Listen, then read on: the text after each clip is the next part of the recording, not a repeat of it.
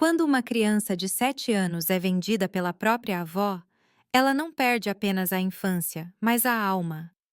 Durante 10 anos, vivi no inferno enquanto os adultos, que deveriam ter me protegido, contavam o dinheiro da minha dor. Bom dia, meus queridos amigos. Aqui é a vovó Zelda, com meus 72 anos de experiência de vida, falando diretamente da minha modesta casa no Kentucky rural, onde a brisa da montanha traz algum alívio do calor e das memórias pesadas.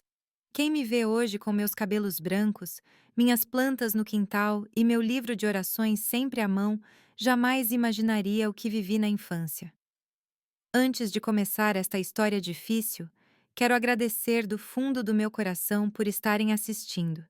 Se esta história tocar seu coração, por favor, deixe um like, se inscreva no canal e me diga nos comentários de qual parte da América você está ouvindo.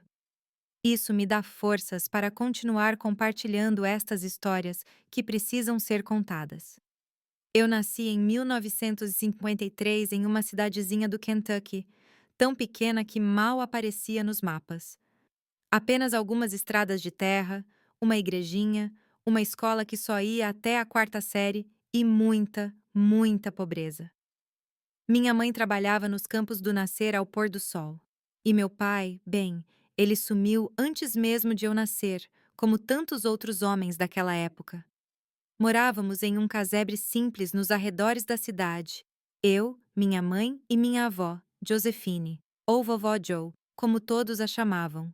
Ela era uma mulher forte, de pele escura enrugada pelo sol, mãos calejadas e um olhar que parecia feito de pedra. Nunca a vi sorrir, nem uma única vez em todos os anos em que vivemos juntas. Nossa casa era de pranchas de madeira, chão de terra batida, um telhado que gotejava quando chovia forte. Nós três dormíamos em um único cômodo, separado da cozinha apenas por uma cortina velha. Não havia banheiro dentro, só uma casinha no quintal, daquelas com um buraco no chão que chamávamos de fossa. À noite, usávamos um pinico debaixo da cama para não termos que sair no escuro. A fome era nossa companheira constante.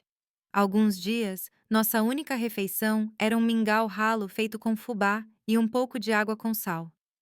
Quando minha mãe conseguia trazer alguns vegetais da fazenda onde trabalhava, era um banquete. Carne, só em ocasiões muito especiais, talvez uma vez por mês, e mesmo assim era mais osso do que carne. Mesmo com toda essa pobreza, eu tinha minhas alegrias de infância. Eu brincava com bonecas feitas de casca de milho, corria descalça pelo quintal, subia em árvores para colher frutas. Na escola, apesar das dificuldades, eu me destacava. A professora Miss Lorna sempre dizia que eu era inteligente, que eu poderia ser alguém se estudasse. Foi pouco depois de eu completar 7 anos que tudo mudou. Lembro-me como se fosse ontem. Era um domingo de manhã. Minha mãe tinha ido trabalhar na casa de uma família rica na cidade. Mesmo no domingo, porque ela precisava do dinheiro extra. Eu estava no quintal brincando com pedrinhas quando minha avó me chamou. Zelda, venha cá, tem serviço hoje. Achei estranho, pois domingo era dia de descanso, mesmo para os mais pobres. Mas obedeci, como sempre fazia. Vovó Joe tinha a mão pesada e não tolerava a desobediência. Ela me levou para dentro, me deu um banho caprichado, algo raro naquela casa onde a água era escassa e preciosa. Penteou meus cabelos com cuidado, fez 2 tranças bem feitas. Depois, tirou um vestido que eu só usava na igreja no Natal. Um vestidinho branco com detalhes de renda que minha mãe havia comprado em uma feira. Vovó, por que estou me arrumando assim? É um dia especial? Perguntei confusa. Não faça perguntas, menina. Apenas se apronte. Hoje, vamos à casa de um homem importante que vai ajudar a família. Senti um arrepio no estômago que não soube explicar na época. Hoje, sei que era o instinto tentando me alertar do perigo, mas crianças não entendem essas coisas. Crianças confiam nos adultos, principalmente naqueles que deveriam protegê-las. Caminhamos por quase 1 hora, saindo da cidadezinha em direção a uma fazenda que ficava a alguma distância. Era uma casa grande, de tijolos, com uma varanda na frente e um carro estacionado do lado de fora. Algo raro naqueles tempos e naquele lugar. Deviam ser ricos mesmo. Um homem nos esperava na varanda. Ele parecia velho aos meus olhos de criança. Devia ter uns 50 anos, barrigudo, suado, com um bigode grosso e mãos peludas. Ele me olhou de um jeito que me fez querer me esconder atrás da minha avó. É ela? Ele perguntou, me examinando dos pés à cabeça. Sim, Sr. Anderson. Limpinha, saudável, exatamente como combinamos. 7 anos, fez aniversário no mês passado. Eles conversaram mais um pouco em voz baixa. Vi quando ele entregou um bolo de dinheiro para minha avó, que ela rapidamente enfiou no sutiã. Eu a trarei de volta antes do anoitecer, disse o homem. Foi aí que entrei em pânico. Minha avó estava me deixando ali com aquele homem estranho. Agarrei-me à saia dela, implorando para que não me deixasse. Vovó, não vá. Quero ir com você, por favor. Ela se abaixou, segurou meus ombros com firmeza e falou em um tom que não admitia discussão. Escute aqui, Zelda. Você vai ficar e ajudar o Sr. Anderson com o trabalho que ele precisar. É trabalho de mulher, entendeu? Toda menina tem que aprender. Se você não for boazinha, a gente não come esta semana. Você entendeu? Eu assenti, engolindo o choro. Ela nunca havia falado comigo assim, com aquele olhar frio, como se eu fosse mercadoria, e não sua neta. E não conte nada para sua mãe quando voltar. Isso é segredo nosso. Se você contar, eu vou saber e você vai apanhar até não conseguir sentar. Você está me ouvindo? Eu apenas concordei, paralisada de medo. Ela se virou e foi embora sem olhar para trás nenhuma vez. Deixou-me ali sozinha com aquele homem que sorriu de um jeito que me deu calafrios. Venha, menina, vamos entrar. Eu tenho um trabalho para você lá dentro. O que aconteceu naquela casa nas horas seguintes é algo que passei décadas tentando esquecer. Mesmo hoje, aos 72, as lembranças são tão vívidas que às vezes acordo gritando no meio da noite. Ele me levou para um quarto escuro, com as cortinas fechadas e um cheiro forte de suor e cigarros. Ele disse que ia me ensinar um trabalho de mulher que ajudaria minha família, que eu seria uma boa menina se fizesse tudo direitinho. O que ele fez comigo naquele quarto não é algo que eu possa descrever em detalhes, mesmo depois de tantos anos. A dor, o terror, a confusão.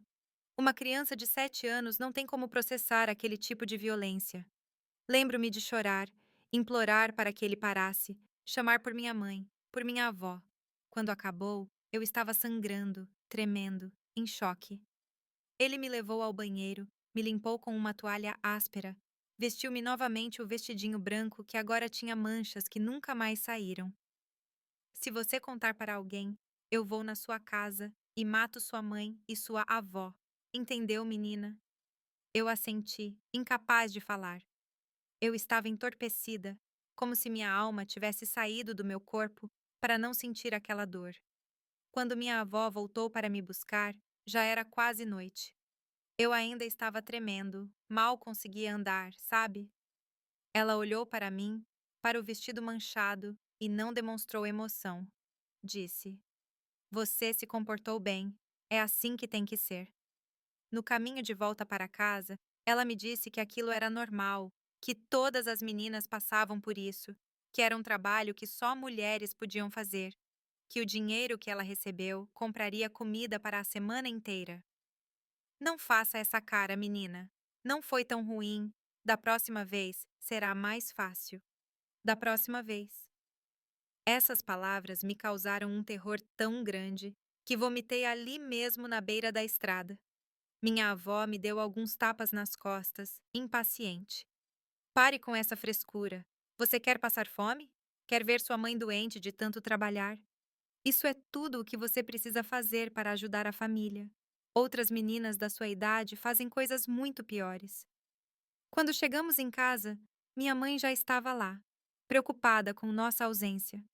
Minha avó explicou que tínhamos ido visitar uma amiga dela que estava doente, que eu tinha brincado com outras crianças e me sujado no quintal. Eu queria gritar, contar tudo, implorar para que minha mãe me protegesse, Mas as palavras não saíam. O medo do que poderia acontecer, as ameaças e, mais do que isso, a vergonha. Uma vergonha profunda, como se o que tivesse acontecido fosse culpa minha. Naquela noite, deitada no colchão fino que eu dividia com minha mãe, eu chorei em silêncio até cair no sono. Ela deve ter notado algo estranho, pois me abraçou mais apertado que o normal, como se pressentisse que algo estava errado, mas não perguntou nada.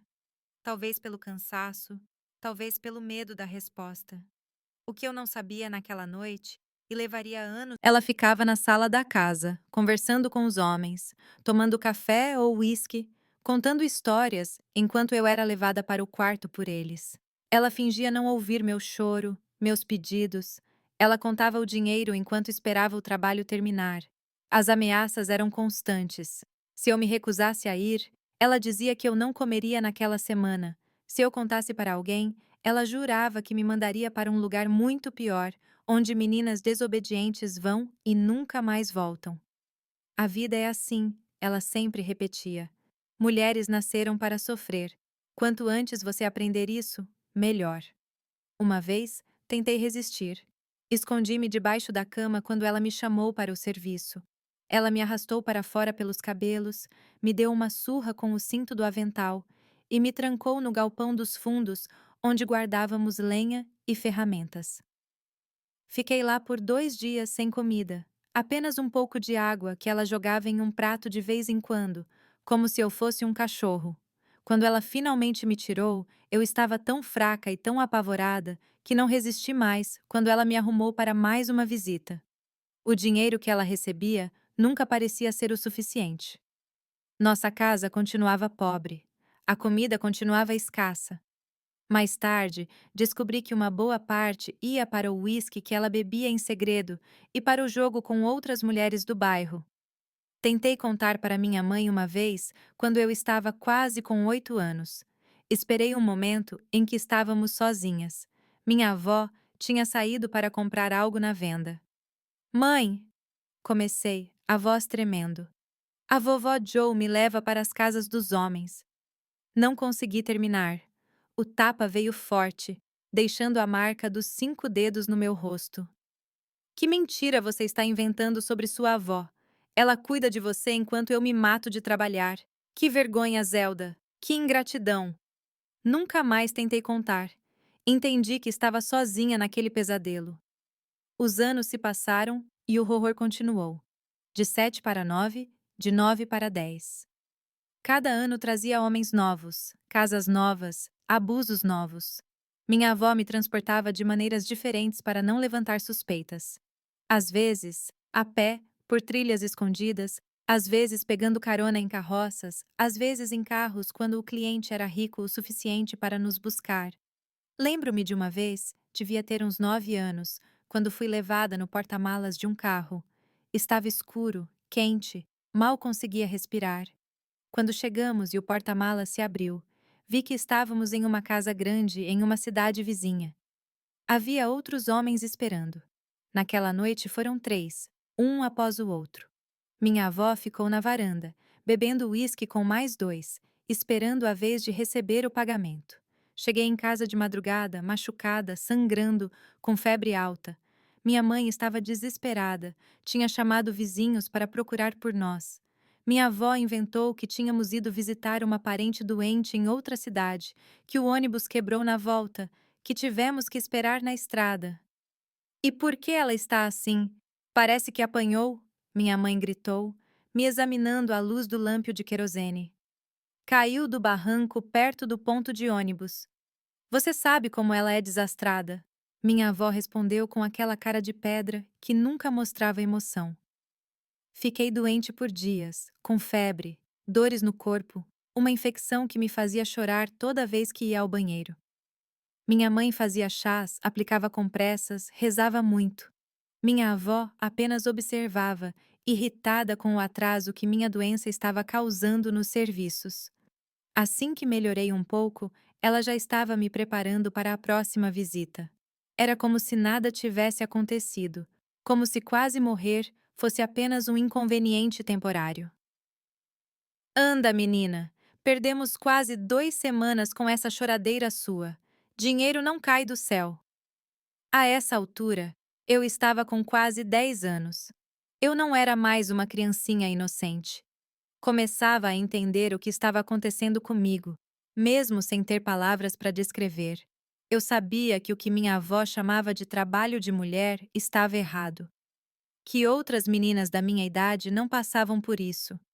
Eu via como as outras meninas da escola brincavam despreocupadas, como elas tinham um brilho nos olhos, como elas ainda acreditavam em coisas boas, enquanto eu já estava morta por dentro. Apenas meu corpo continuava a funcionar, como uma boneca quebrada que alguém força a se mover. Na escola, minhas professoras notaram que algo estava errado. Eu, que havia sido uma aluna brilhante, agora mal conseguia me concentrar. Tinha pesadelos na sala de aula. Levava susto quando alguém me tocava, mesmo que fosse apenas um tapinha no ombro. Meu caderno tinha desenhos escuros e assustadores que faziam a professora me olhar com preocupação. Zelda, algo está acontecendo em casa? Miss Lorna perguntou uma vez, chamando-me depois da aula. Abri a boca para falar, para finalmente pedir ajuda de alguém. Mas naquele exato momento, vi minha avó parada na porta da sala de aula, olhando para mim com aqueles olhos de pedra. Ela tinha vindo me buscar na escola, algo que normalmente nunca fazia. Nada, professora, murmurei, abaixando os olhos. Eu só estou cansada. Miss Lorna olhou de mim para minha avó, e algo em seu olhar me disse que ela desconfiava. Mas o que ela poderia fazer? Naquela época, naquele lugar, questionar uma avó sobre como ela criava sua neta era impensável. A palmatória e o cinto no traseiro eram considerados métodos normais de educação. Além disso, minha avó era respeitada na comunidade, ou pelo menos temida. Todos conheciam o seu gênio difícil, sua língua afiada, sua capacidade de guardar rancor por décadas. Ninguém queria se meter com Josefine. Foi por essa época que comecei a planejar minha fuga. Eu não sabia para onde iria, como sobreviveria, mas qualquer coisa parecia melhor do que continuar naquela vida. Comecei a guardar pequenas coisas, um pedaço de pão escondido, algumas moedas que encontrava na rua, um mapa da região que arranquei de um livro da escola. Meus queridos amigos, dói reviver estas memórias. Às vezes preciso parar, respirar fundo e lembrar que aquela garotinha assustada conseguiu sobreviver, que eu estou aqui hoje, tantos anos depois, podendo contar esta história para vocês. Se você ainda está comigo até este ponto, muito obrigado. Eu sei que não é fácil ouvir estas coisas, mas é importante que essas histórias sejam contadas, que esses segredos sombrios venham à luz.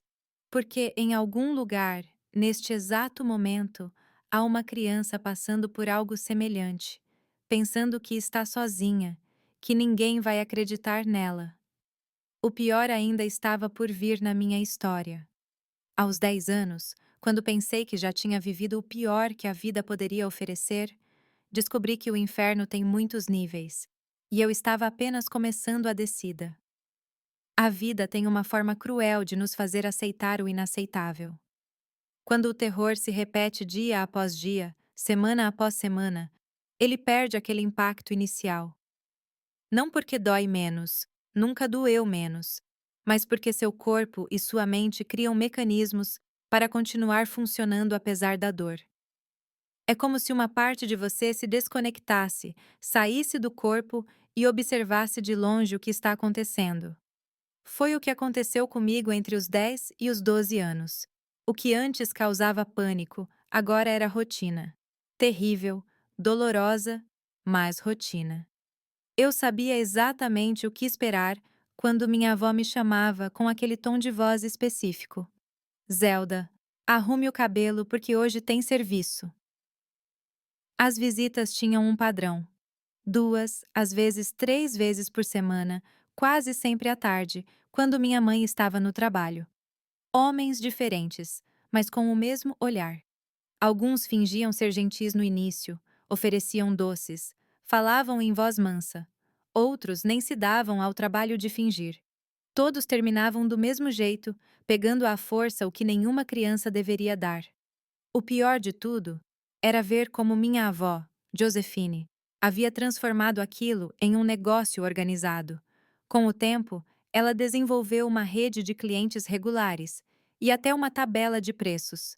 Quanto mais nova a menina, mais caro. Quanto mais serviços especiais, maior o valor.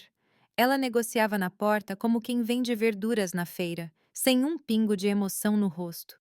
Ela está limpa, saudável. Este aqui é o preço. Se quiser mais tempo, é mais tanto. Se quiser fazer coisas diferentes, a gente combina. Eu ficava ali, cabisbaixa, enquanto ela discutia os detalhes como se eu fosse mercadoria, um objeto sem sentimentos ou vontade própria. Em algumas casas, ela me deixava e ia embora, voltando horas depois para me buscar. Em outras, principalmente quando eram vários homens, ela ficava na sala ou na cozinha, tomando café, bebendo uísque. Minha avó me levou direto para os fundos da casa, onde o tal coronel esperava com mais 3 homens. Todos já estavam embriagados, com os olhos vermelhos e o andar cambaleante. O presente de aniversário chegou, Zack! Gritou um deles, me olhando de cima a baixo. O coronel sorriu, passou a mão na minha cabeça como quem afaga um cachorro e entregou um maço de dinheiro para minha avó. Foi mais do que o normal, percebi pelo brilho nos olhos dela enquanto contava as notas. Fiquem à vontade, ela disse, enfiando o dinheiro no sutiã. Só não machuquem muito a menina. Tenho outro compromisso com ela amanhã. Ela se foi, fechando a porta atrás de si, deixando-me sozinha com 4 homens adultos. O que aconteceu naquele quarto durante as horas seguintes é algo que tento apagar da minha memória até hoje. Foram todos eles, um após o outro. Quando um terminava, saía para beber mais e voltava para aproveitar de novo. Perdi a conta de quantas vezes cada um usou meu corpo naquela noite. Em algum momento, desmaiei de dor e exaustão. Quando acordei, eu estava jogada em um colchão sujo nos fundos da casa, sangrando e com hematomas por todo o corpo. Eu mal conseguia me levantar direito. Minha avó apareceu na porta, irritada com o atraso. Ande, menina. Já está quase amanhecendo. Sua mãe vai estar chegando do turno da noite e não pode te encontrar fora de casa. Ela nem me ajudou a levantar. Ficou na porta, apressando enquanto eu tentava reunir forças para ficar de pé. Quando viu que eu mal conseguia andar, soltou um suspiro de impaciência e me puxou pelo braço. Sempre essa frescura. Pare de fazer cena. Já te disse que isso é normal. Toda mulher passa por isso. No caminho de volta, caminhando com dificuldade pela estrada de terra, eu lhe perguntei pela primeira vez algo que me atormentava há anos. Vovó, por que você faz isso comigo? Você não gosta de mim? Ela parou, olhou para mim com aqueles olhos frios e respondeu algo que eu nunca esqueci. Gostar não enche a barriga. Menina, quando eu tinha a sua idade, minha mãe fez o mesmo comigo. É assim que é. Mulheres pobres só têm o corpo para vender neste mundo. Quanto antes você aprender isso, menos vai sofrer depois. Foi a única vez que ela mencionou algo sobre o seu próprio passado. Ela nunca mais tocou no assunto, mas aquela frase ficou martelando na minha cabeça por anos. Será que era mesmo assim? Um ciclo sem fim de avós, vendendo netas que cresciam para se tornar avós, que vendiam netas. Quando chegamos em casa, minha mãe já estava lá, preocupada com nossa ausência. Minha avó contou a mesma história de sempre, que tínhamos ido ajudar na casa de uma conhecida, que o serviço demorou mais do que o esperado. E por que ela está mancando e com este hematoma no braço? Minha mãe perguntou, me examinando com os olhos cansados do turno da noite no hospital, onde trabalhava como faxineira. Caiu da escada quando estava limpando as janelas. Minha avó respondeu sem hesitar. Essa menina é muito desastrada. Minha mãe acreditou ou fingiu acreditar. Às vezes me pergunto se ela realmente não desconfiava de nada. Ou se no fundo ela sabia, mas optava por não ver. Talvez fosse mais fácil assim. Talvez o peso de saber a verdade fosse demais para ela, que já carregava tantos fardos. Depois daquela noite na fazenda, fiquei doente por quase 2 semanas. Febre alta, dores intensas, um corrimento estranho que me causava ardência. Minha mãe queria me levar ao médico na cidade vizinha, mas minha avó não deixou. É só uma gripezinha. Dá chá de alho com limão que passa. Ela sabia que um médico reconheceria os sinais de abuso, faria perguntas difíceis de responder. Então, fiquei em casa, recebendo os cuidados limitados que minha mãe podia oferecer entre um turno de trabalho e outro. Assim que a febre baixou, embora eu ainda sentisse dor, minha avó já estava me preparando para novas visitas. O dinheiro da fazenda havia acabado, gasto em uísque e no jogo de cartas que ela frequentava em segredo, e precisávamos de mais. Apronte-se, porque hoje vamos na casa do Sr. Yu. Pela primeira vez, eu me rebelei abertamente. Joguei o vestido que ela me oferecia no chão e gritei: Eu não vou! Eu não aguento mais! Estou cansada de ser machucada! O tapa veio forte, me derrubando na cama. Ela nunca havia me batido na frente da minha mãe. Mas naquele dia, estávamos sozinhas na casa. Escute aqui, sua menina ingrata. Você pensa que a comida aparece na mesa por milagre? Você pensa que este teto sobre sua cabeça é de graça? Se não fosse eu para negociar estes serviços para você, nós já teríamos morrido de fome. Eu me encolhi na cama, protegendo o rosto com os braços, esperando mais golpes, mas em vez disso, ela mudou de tática. Sua voz se tornou mais baixa, mais ameaçadora. Se você não for hoje, você não come mais nada nesta casa. Eu vou trancar o armário da comida e ficar com a chave. Vamos ver quanto tempo você dura só com água. Não era uma ameaça vazia. Ela já havia feito isso antes por períodos mais curtos quando eu demonstrava resistência. Um dia sem comida, às vezes 2. Desta vez, pelo seu tom de voz, seria diferente. E se você continuar desobedecendo, eu vou te mandar embora. Conheço gente que leva meninas para trabalhar em outras cidades. Lá, sim, você vai ver o que é sofrer de verdade. A fome era um medo real para mim. Já tínhamos passado por períodos difíceis com apenas uma refeição rala por dia. A ideia de ser enviada para longe, para um lugar desconhecido, com pessoas piores ainda que minha avó, me apavorava. Então eu fui, e continuei indo nas semanas seguintes. A resistência tinha um preço muito alto. Por essa época, comecei a ter problemas sérios na escola. Eu não conseguia me concentrar. Dormia durante as aulas, depois de noite sem conseguir fechar os olhos. Tinha pesadelos na sala de aula que me faziam gritar de repente, assustando colegas e professores. Minha professora, Miss Lorna, tentou conversar comigo, entender o que estava acontecendo. Uma vez, ela me chamou depois da aula. Zelda, você era minha melhor aluna e agora mal consegue escrever seu próprio nome. O que está acontecendo, minha filha? Tem algo em casa que você quer me contar? Olhei para ela, para aqueles olhos gentis, cheios de preocupação sincera, e quase contei tudo. As palavras estavam na ponta da língua, mas então me lembrei das ameaças da minha avó. O que aconteceria se eu falasse? E mais do que isso, lembrei-me das vezes em que tentei contar para minha própria mãe. E não fui acreditada. Por que uma professora acreditaria em mim? É só cansaço, professora.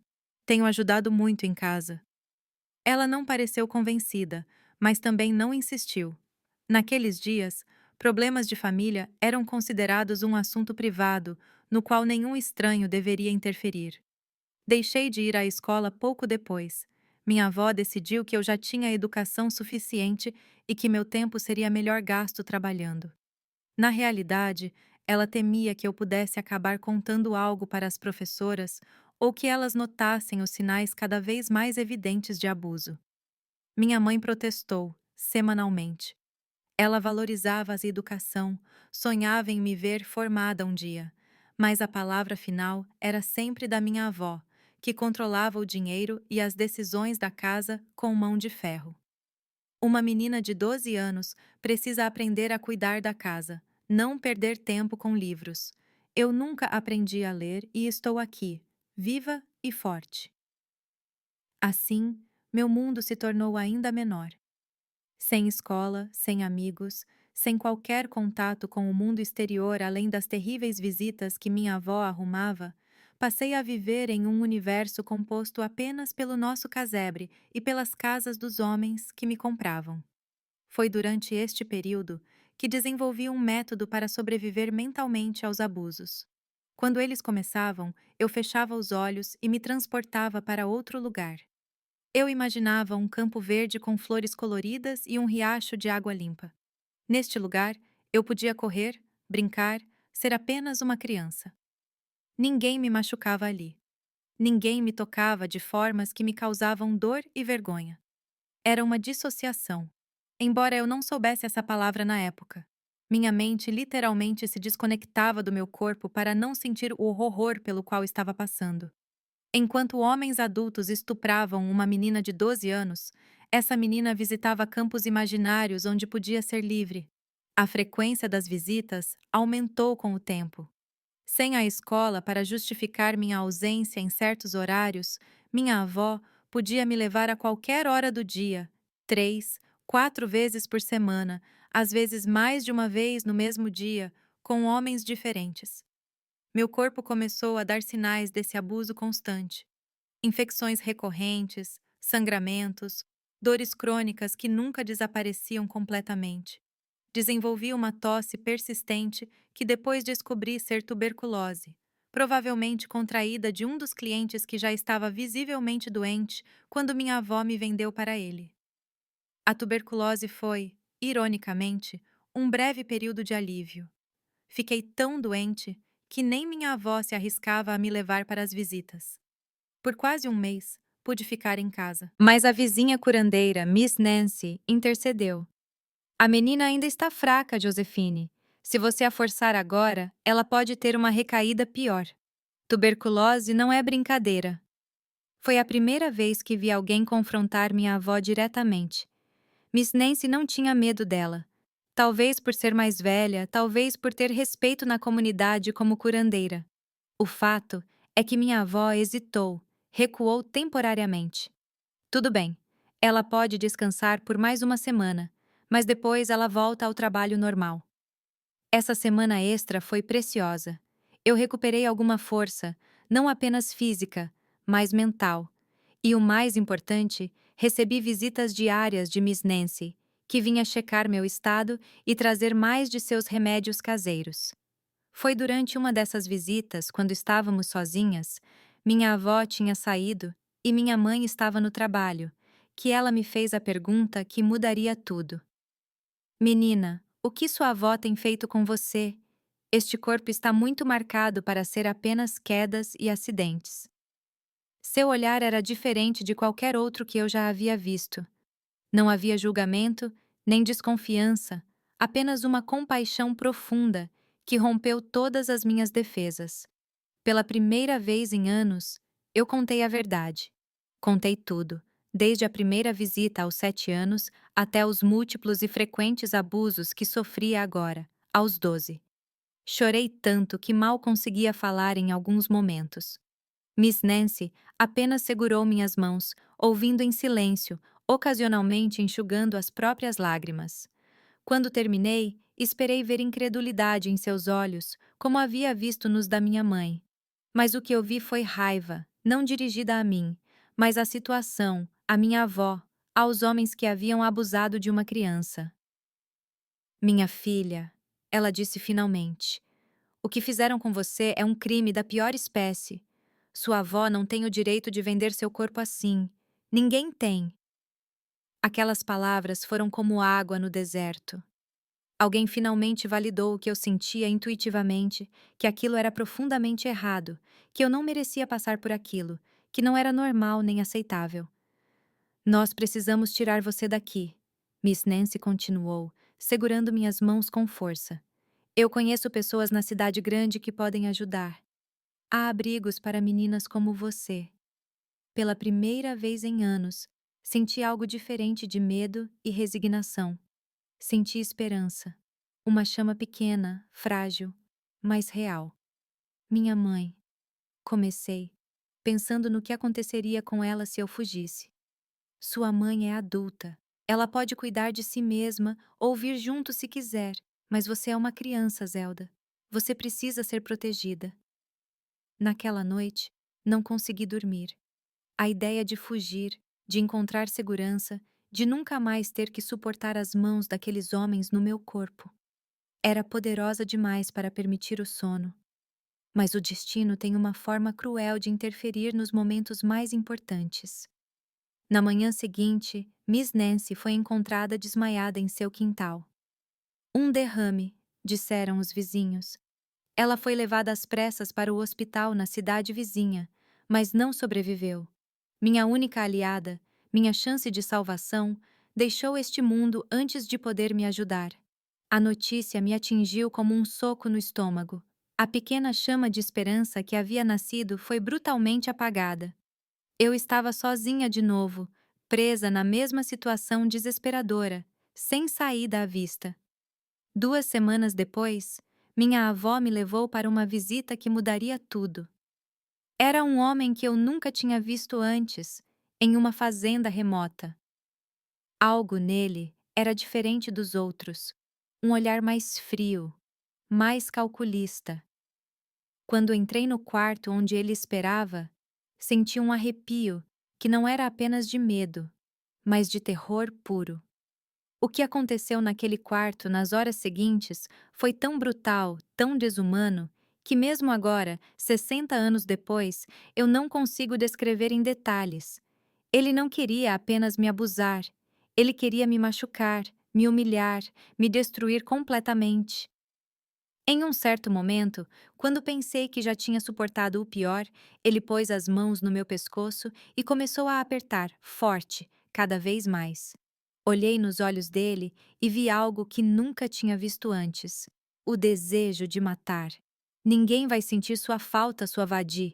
Ele sussurrou enquanto apertava. Sua avó já pegou o dinheiro. O que acontece com você depois, não importa. Foi naquele instante, à beira da morte, que algo dentro de mim se rompeu. Um instinto de sobrevivência que eu nem sabia que ainda existia despertou com força total. Meu corpo, fraco e machucado, encontrou uma reserva final de energia. Com um movimento brusco, consegui me soltar, empurrá-lo.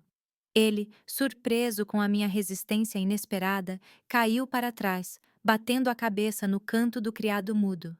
Eu não parei para ver se ele estava ferido. Não parei para pegar minhas roupas. Corri, nua, sangrando, para fora daquele quarto, para fora daquela casa, para fora daquela vida que não era vida. A estrada de terra se estendia à minha frente, sob um céu que começava a escurecer. Eu não sabia para onde estava indo. Apenas sabia que não podia voltar. Nunca mais. Corri pela estrada de terra como um animal selvagem, fugindo de caçadores. Meu corpo, nu, cortado, sangrando, mas movido por um desespero que era mais forte que qualquer dor física. Não olhei para trás nenhuma vez. Tinha certeza de que aquele homem viria atrás de mim, de que minha avó apareceria a qualquer momento, de que eu seria arrastada de volta para o inferno. A noite caía rápido no Kentucky rural. Logo a escuridão seria completa, sem luzes da cidade para iluminar o caminho. Mas o escuro não me assustava. Eu vivia no escuro há anos.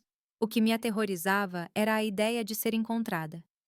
Depois de correr pelo que pareceu uma eternidade, avistei uma pequena capela na beira da estrada.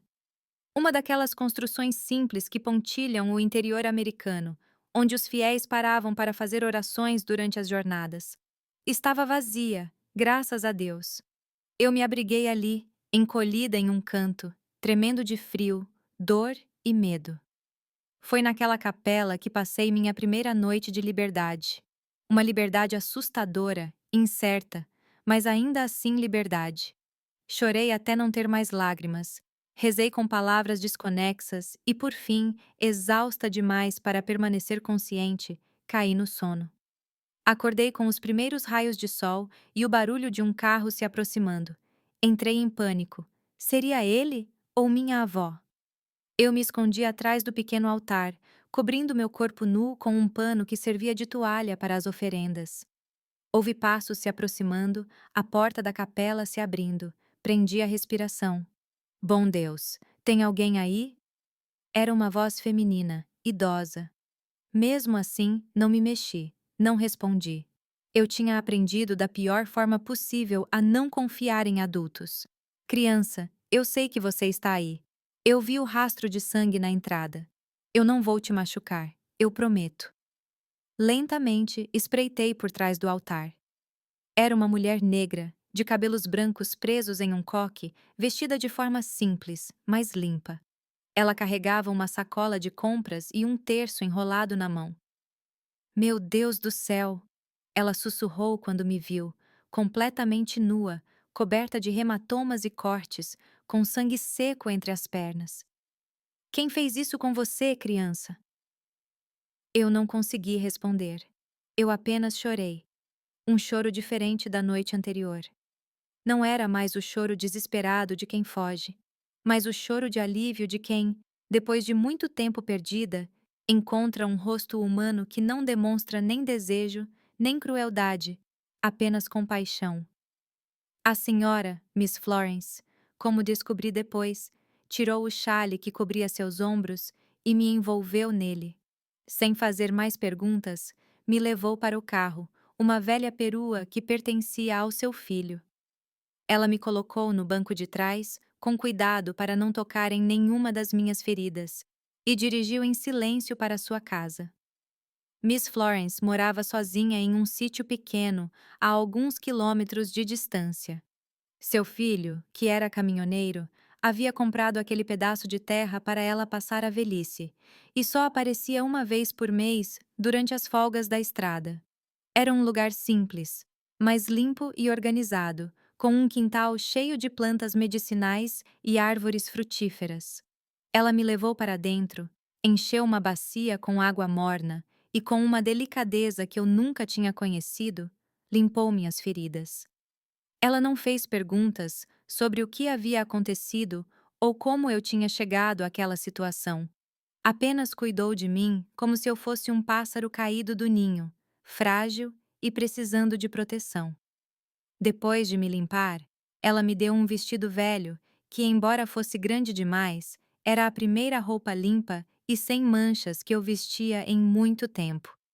Preparou um caldo de galinha que me lembrou de como eu estava faminta. Comi devagar, com dificuldade.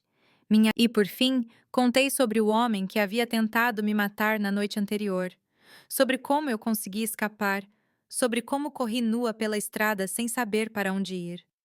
Miss Florence ouviu tudo sem interromper. Quando terminei, ela estava chorando em silêncio, as lágrimas correndo pelo seu rosto enrugado. Você está segura agora. Foi tudo o que ela disse, segurando minhas mãos com firmeza. Enquanto eu viver, ninguém mais vai te machucar. Passei 3 meses escondida naquela fazenda. Descobri mais tarde que minha avó e minha mãe me procuraram na região, que foram ao gabinete do xerife relatar meu desaparecimento, que inventaram histórias de que eu era uma menina problemática que havia fugido de casa levando dinheiro. O homem que eu havia empurrado sobreviveu, ao que parece. Ele também me procurou, mas por motivos diferentes. Queria vingança pela queda que o deixou com um corte profundo na cabeça. Mas ninguém pensou em procurar no sítio isolado de uma senhora idosa. Era o esconderijo perfeito. Lentamente comecei a me recuperar. Não apenas das feridas físicas, que eram muitas e graves, mas também das feridas da alma, que eram ainda mais profundas. Miss Florence nunca me pressionou a falar sobre o que havia acontecido. Nunca exigiu detalhes. Ela apenas estava ali, uma presença constante e confortadora, ensinando-me pequenas tarefas pela fazenda, contando histórias da sua própria vida, mostrando-me que existia bondade no mundo. Ela era uma curandeira e ervanária conhecida na região por suas receitas de remédios naturais. Com ela, aprendi o poder das plantas, quais curavam feridas, quais acalmavam a mente, quais fortaleciam o corpo. Estas plantas são a sabedoria da terra, ela me dizia enquanto colhíamos ervas no quintal. Elas não julgam, não machucam, apenas curam e fortalecem aqueles que sabem respeitá-las. Foi com suas ervas e suas orações que ela tratou não apenas minhas feridas externas, mas também as internas. As infecções recorrentes, a dor crônica, os danos causados por anos de abuso e pelo aborto forçado que minha avó havia provocado com um chá forte quando engravidei aos 12 anos. Sim, porque houve um bebê antes da minha fuga. Um bebê que nunca cheguei a conhecer, que foi expulso do meu corpo ainda em formação com ervas amargas que me fizeram sangrar por dias. Delirando de dor no chão do nosso casebre. Minha avó se recusou a chamar ajuda, dizendo que era frescura, que mulheres foram feitas para suportar a dor. Eu quase morri naquela ocasião. E uma parte de mim realmente morreu.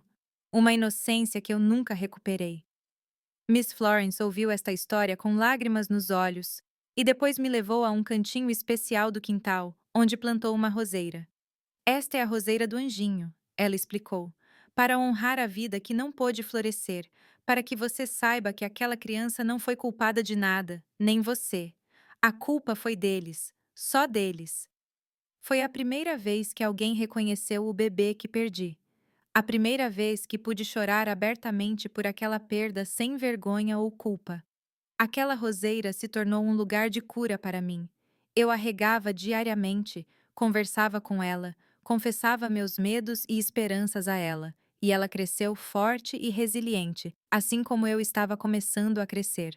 Após 3 meses, quando minhas feridas físicas haviam cicatrizado e eu não acordava mais gritando todas as noites, Miss Florence me chamou para uma conversa séria.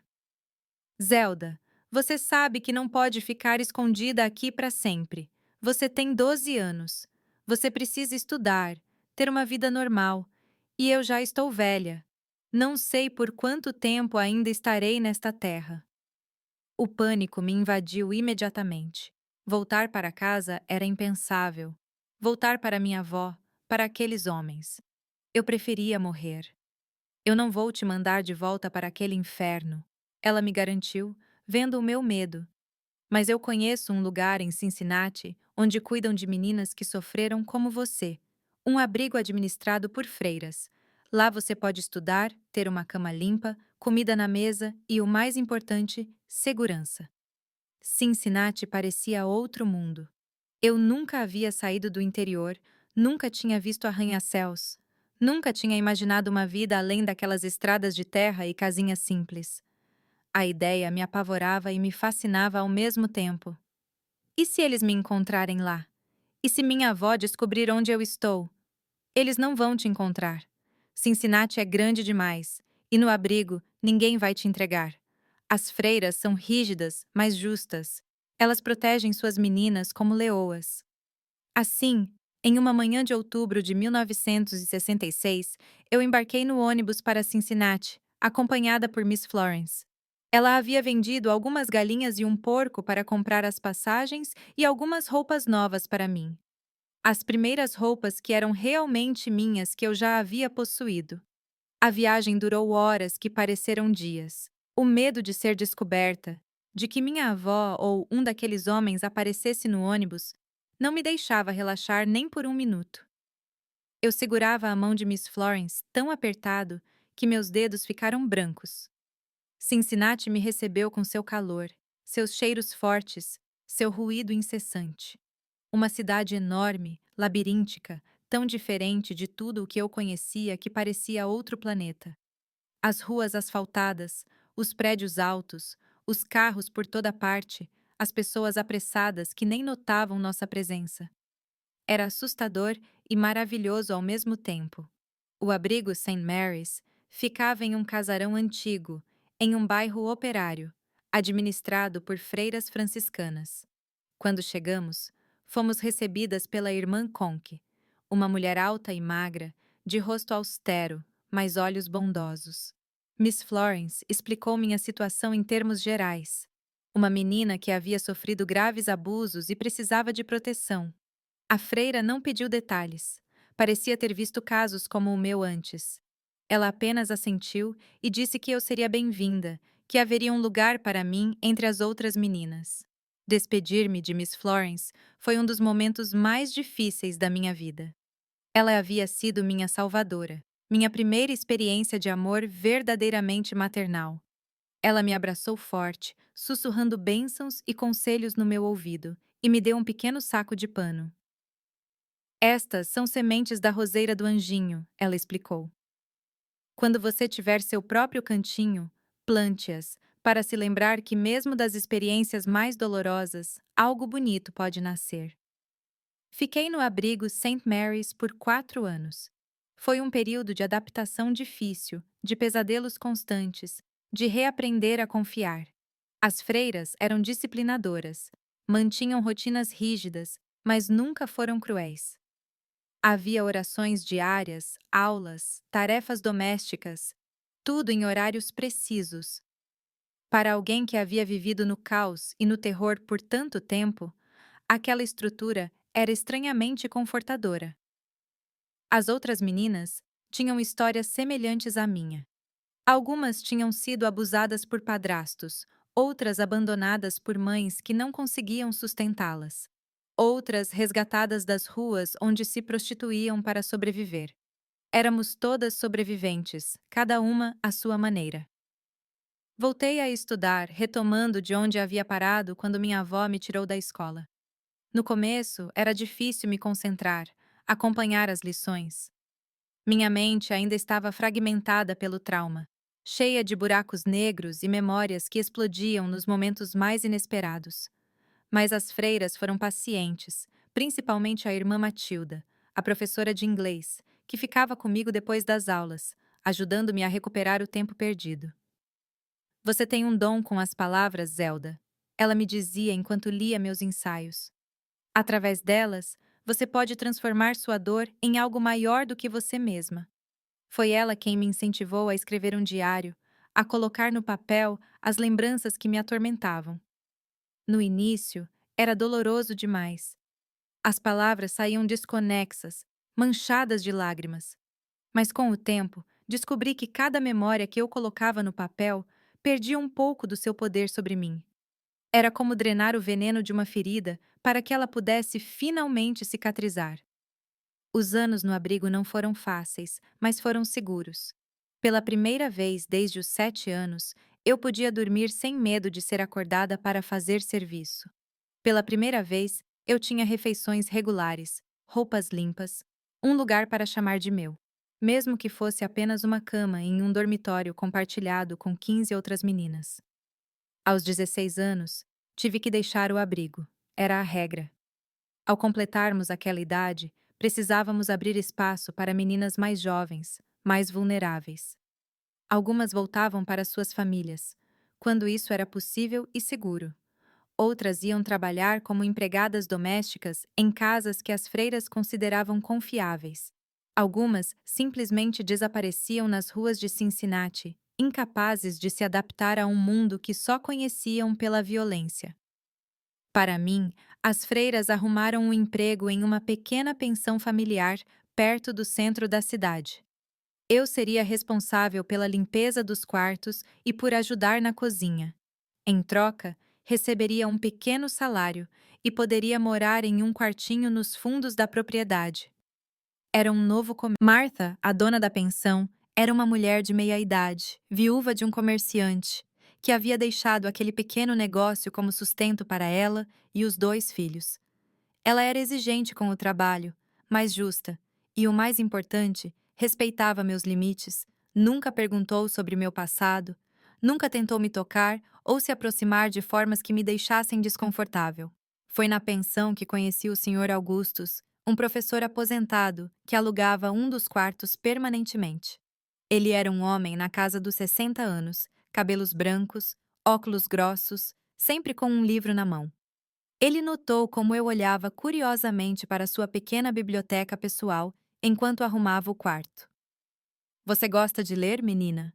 Ele perguntou um dia, me flagrando olhando para as lombadas dos livros. Sim, senhor. Aprendi no abrigo com as freiras. Ele sorriu. Um sorriso gentil que não continha segundas intenções. Algo que me levou muito tempo para reconhecer depois de anos, associando sorrisos masculinos a perigo iminente. Você pode pegar emprestado o que quiser. Livros foram feitos para circular, não para juntar poeira nas prateleiras. Assim, começou uma amizade improvável entre uma menina traumatizada de 16 anos e um professor aposentado de 60. Ele me emprestava livros, discutia as histórias comigo, explicava palavras e conceitos que eu não entendia. Através desses livros, eu descobri mundos que jamais havia imaginado, vidas tão diferentes da minha que pareciam fantasias. O Sr. Augustus nunca tentou nada inapropriado, nunca cruzou os limites de uma amizade respeitosa. Ele foi o primeiro homem em quem consegui confiar depois de tudo o que eu havia passado. Ele se tornou uma espécie de pai ou avô que eu nunca tive. Alguém que se importava com meu crescimento, com meu futuro, sem esperar nada em troca. Foi ele quem me incentivou a terminar meus estudos formalmente. Com a ajuda dele, me matriculei em um programa noturno de GED. Eu trabalhava na pensão durante o dia e estudava à noite. Era exaustivo, mas cada livro que eu lia, cada conhecimento que eu adquiria, me afastava um pouco mais daquela menina apavorada que havia fugido nua por uma estrada de terra anos antes. O passado, no entanto, nunca nos abandona completamente. Mesmo nos momentos de maior paz, ele encontra formas de nos lembrar de sua existência. Para mim, este lembrete veio quando completei 18 anos, na forma de uma carta entregue na pensão. Era de Miss Florence, minha salvadora, a mulher que havia me encontrado na capela e me abrigado em sua fazenda. Não tínhamos mantido contato desde a minha ida para o abrigo. Era mais seguro assim, para evitar que minha avó pudesse me rastrear. A carta era breve, escrita em letra trêmula. Ela estava doente, sabia que não tinha muito tempo e queria me ver uma última vez. Incluía o endereço da fazenda e uma passagem de ônibus de volta para o interior. Meu primeiro instinto foi o medo. Voltar para aquela região significava o risco de encontrar minha avó ou um daqueles homens. Significava revisitar lugares que eu havia lutado para esquecer. Mas como eu poderia negar o último pedido da mulher que havia salvado minha vida? Depois de muita reflexão, muitas noites sem dormir, decidi ir. Pedi alguns dias de folga na pensão e embarquei no ônibus com o coração acelerado. A cada milha que nos aproximava do interior, minha ansiedade aumentava. Chegou a um ponto que pensei em pedir para o motorista parar para correr de volta para a segurança de Cincinnati, mas continuei por Miss Florence e talvez, embora eu não admitisse para mim mesma, por algum tipo de fechamento que minha alma ainda precisava. O ônibus me deixou na cidadezinha mais próxima da fazenda. Eu teria que caminhar o resto do caminho. Era estranho estar de volta àquelas estradas de terra vermelha, sob aquele céu aberto do interior, entre aqueles cheiros de infância. Milho, poeira, fumaça de fogão a lenha. Eu caminhava devagar, atenta a cada movimento, a cada barulho. A cada pessoa que passava, encolhia os ombros, abaixava a cabeça, tentava me tornar invisível. Velhos hábitos que ressurgiam instintivamente. Quando finalmente avistei a fazenda, meu coração apertou. Parecia menor, mais castigada pelo tempo. O filho de Miss Florence, Robert, estava no quintal, consertando uma cerca. Ele não me reconheceu de imediato. A menina assustada de 12 anos havia se tornado uma jovem mulher de 18, mais alta, mais forte, com um olhar diferente. Zelda? Ele perguntou incerto, quando me aproximei. Meu Deus, como você cresceu? Ele me levou para dentro. Miss Florence estava na cama, visivelmente fraca, consumida por um câncer que havia se espalhado rápido demais para que remédios, naturais ou convencionais, pudessem surtir efeito, mas seus olhos ainda tinham aquela mesma bondade que havia me salvado anos antes. Minha filha, ela sussurrou quando me viu, estendendo a mão trêmula. Você voltou. Passei 3 dias ao lado dela. 3 dias cuidando dela como ela havia cuidado de mim, preparando os chás que ela mesma havia me ensinado a fazer, contando histórias da minha vida em Cincinnati, ouvindo seus últimos conselhos e bênçãos. Na manhã do quarto dia, ela partiu em silêncio, sem sofrer, como quem apenas decide que chegou a hora de continuar a jornada. Segurei sua mão até o fim, sentindo a vida deixar aquele corpo que havia abrigado tanta sabedoria e bondade. O funeral foi simples, como ela teria desejado. Apenas eu, Robert e alguns vizinhos próximos. Quando tudo acabou, ele me chamou para uma conversa. Minha mãe deixou algo para você, ele disse, me entregando um envelope. Ela pediu para que eu só entregasse depois que ela se fosse. Dentro do envelope havia uma escritura. Miss Florence havia deixado a fazenda para mim. Aquele pedaço de terra onde eu havia encontrado segurança pela primeira vez, onde minha cura havia começado, seria meu. Mas e você? Perguntei a Robert confusa. Você é o filho dela. Você deveria ter tudo. Ele sorriu. Um sorriso que me lembrou o da mãe dele. Eu tenho minha vida na estrada, minha casa na cidade. Este lugar sempre significou mais para você do que para mim. Minha mãe sabia disso. Eu voltei a Cincinnati para organizar minha vida, terminar meus estudos, despedir-me da senhora Marta e do senhor Augustus. 3 meses depois, eu estava de volta à fazenda. Minha fazenda. Agora, era arriscado. Eu sabia que minha avó ainda vivia na região. Talvez alguns daqueles homens também. Mas algo dentro de mim havia mudado. Eu não era mais a menina apavorada que corria para se esconder. Eu era uma mulher que havia sobrevivido ao pior e estava pronta para encarar seus demônios. O primeiro que encontrei foi do passado. No mercado da cidade, comprando mantimentos para a fazenda, dei de cara com minha mãe. 6 anos haviam se passado desde a minha fuga. Ela parecia muito mais velha, curvada, com olheiras profundas e o cabelo já grisalho, apesar de ter apenas 40 anos. Ficamos nos encarando por um longo momento. Vi o reconhecimento em seus olhos, seguido pelo choque, pela incredulidade e depois, pela vergonha. Uma vergonha profunda e dolorosa. Zelda! Ela sussurrou como se estivesse vendo um fantasma. É você? É você, Zelda! A voz da minha mãe era um sussurro trêmulo no meio daquele mercado, como se estivesse vendo um fantasma. Por um momento, fiquei paralisada. Tantas emoções me atravessaram de uma só vez: raiva, medo, tristeza e algo que eu não esperava sentir: pena. Minha mãe parecia uma versão envelhecida e desgastada da mulher que eu lembrava. Rugas profundas marcavam seu rosto, o cabelo prematuramente grisalho, as mãos calejadas de tanto trabalho. Seus olhos, no entanto, foram o que mais me impactou. Olhos vazios, derrotados, de quem carrega um peso grande demais. Sim, sou eu, respondi, surpreendentemente calma. Ela deu um passo hesitante em minha direção, as mãos estendidas como se quisesse tocar em algo para confirmar que era real. Instintivamente, eu recuei. 6 anos não tinham sido suficientes para apagar o reflexo do medo. Nós pensamos que você tinha morrido, ela disse, a voz embargada. Depois que você. Depois que você fugiu, aquele homem. Ele disse que tinha. Ela deixou a frase no ar, incapaz de completá-la. Não precisava. Eu entendi o que havia acontecido. O homem que tentou me matar deve ter dito que conseguiu, que meu corpo estava em algum lugar na mata. Era mais fácil para ele do que admitir que uma menina de 12 anos havia escapado de suas mãos. Eu estou viva, confirmei, sentindo uma estranha força crescer dentro de mim. Eu sobrevivi. Não disse como ou onde. Algumas coisas não precisavam ser compartilhadas.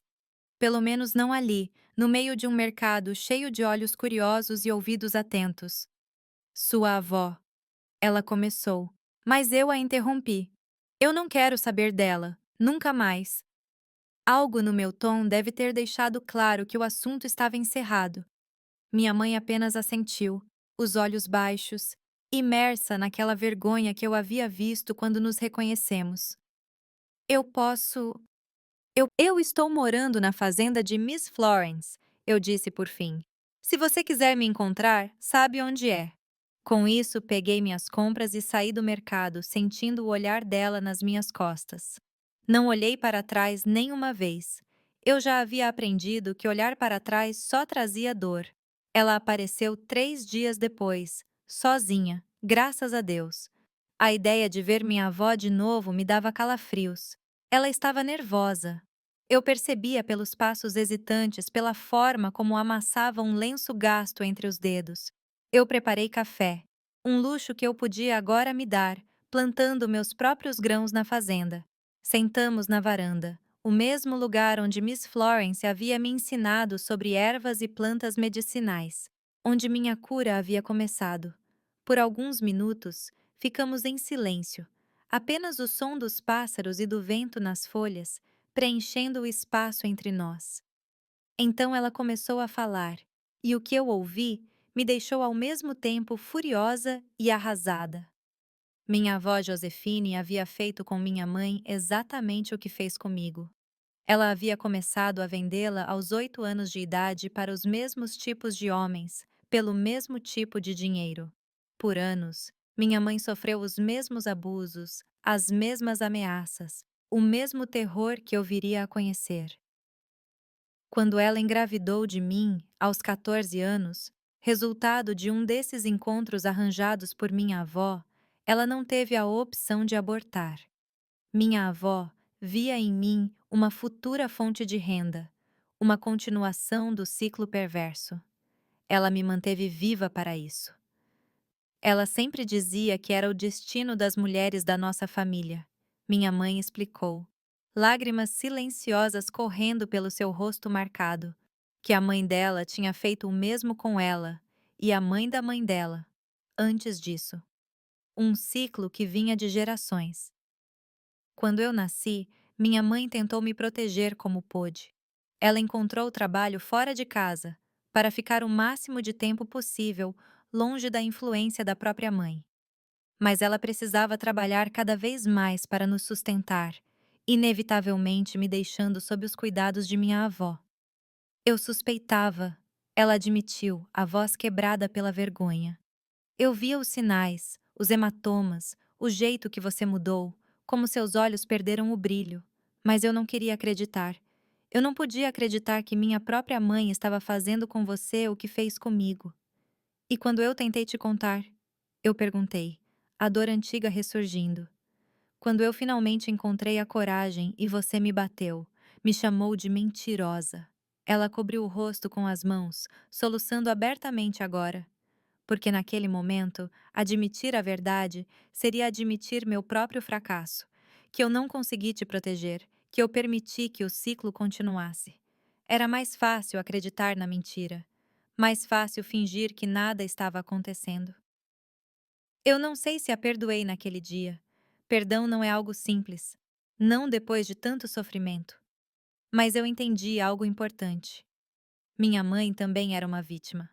Uma vítima que se tornou cúmplice por fraqueza, por medo, por sua própria dor não resolvida. Isso não apagava sua responsabilidade, mas colocava suas ações e omissões sob uma luz diferente. E a vovó Joe? Perguntei, temendo a resposta. Ela ainda está. Minha mãe balançou a cabeça. Morreu há 2 anos. Cirrose. O uísque finalmente cobrou seu preço. Senti um alívio enorme, seguido por uma confusão de emoções difíceis de nomear. Não era exatamente alegria pela morte de alguém, nem mesmo de alguém que havia me causado tanto mal. Era mais como uma libertação, a certeza de que aquela mulher nunca mais poderia machucar outra criança, que com ela, talvez, aquele ciclo terrível tivesse finalmente encontrado seu fim. Depois daquele dia, minha mãe e eu desenvolvemos uma relação cautelosa. Não era o amor incondicional entre mãe e filha que algumas pessoas conhecem. Era algo mais complexo, construído sobre as ruínas de um passado doloroso, alimentado por uma compreensão mútua do sofrimento e pela determinação compartilhada de quebrar aquele padrão familiar. Ela nunca veio morar comigo na fazenda, preferindo manter uma certa distância, talvez por vergonha, talvez por respeito ao meu espaço e à minha cura. Mas ela visitava regularmente, ajudava no plantio e na colheita, aprendia sobre as ervas medicinais que eu agora cultivava, seguindo os ensinamentos de Miss Florence.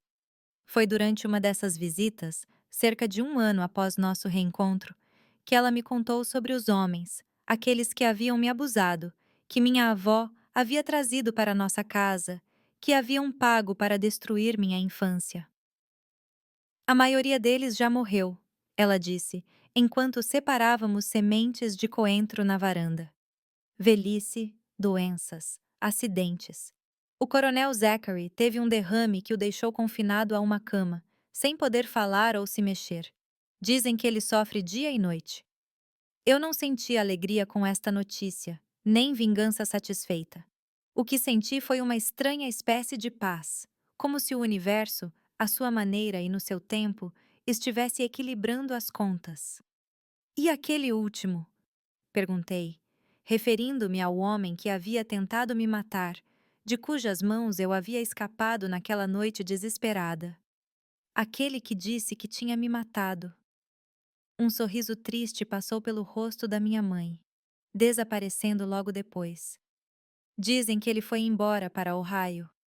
Outros dizem que ele se envolveu com gente perigosa e acabou no fundo de algum rio. Ninguém sabe ao certo. Eu também nunca soube o que aconteceu com ele, e decidi que não importava. Ele não tinha mais poder sobre mim, sobre meus sonhos, sobre o meu futuro.